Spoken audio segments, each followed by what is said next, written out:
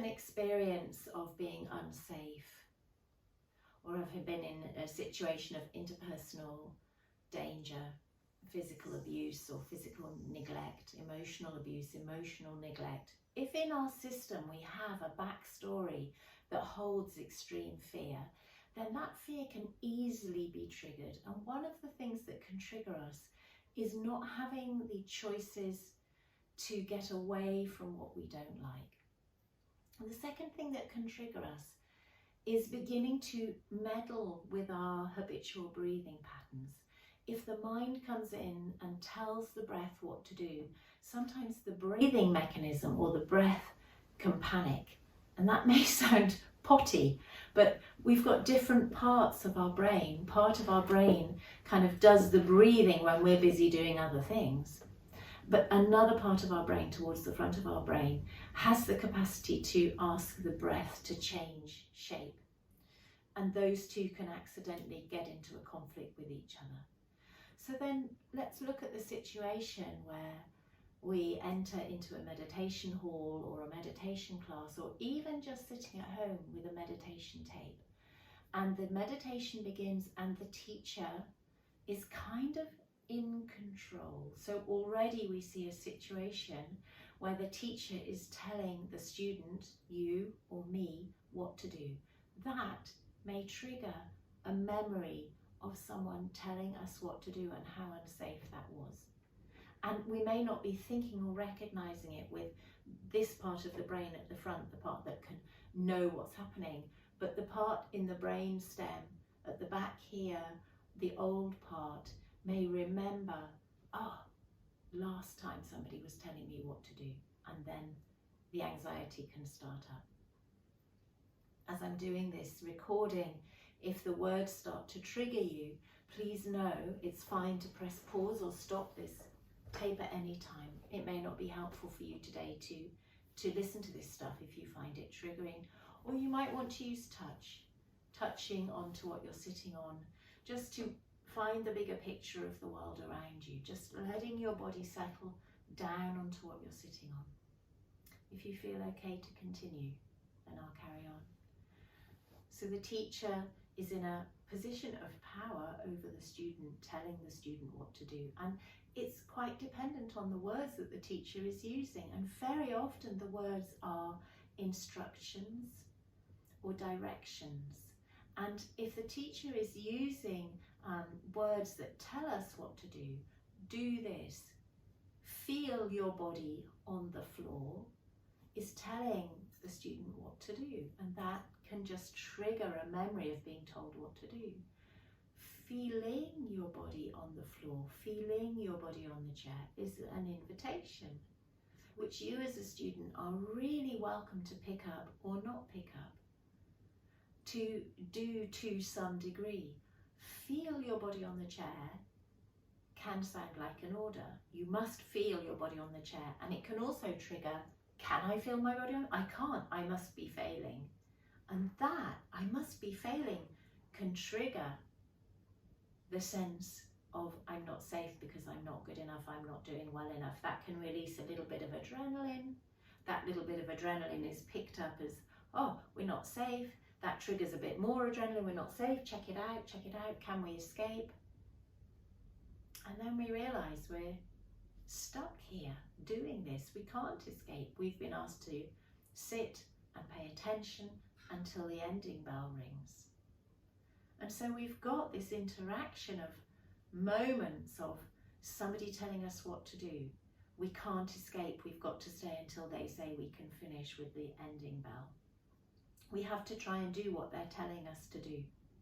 And depending on the persona of the teacher, it can really feel like they're the boss. So some teachers are really commanding in their presence. And for many people, that makes them a really good teacher.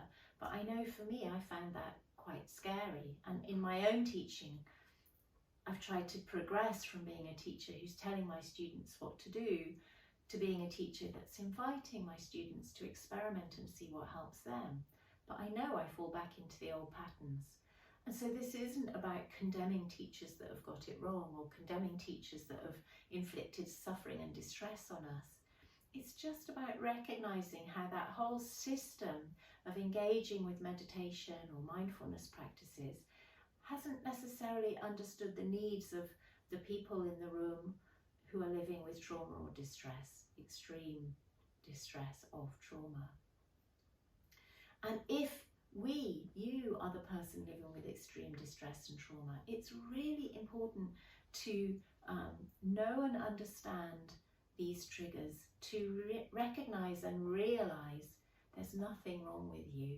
There really is nothing wrong with you.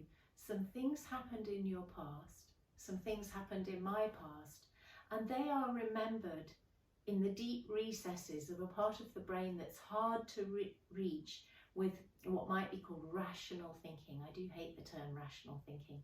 What might be considered to be sensible thinking. You know, yeah, fair enough.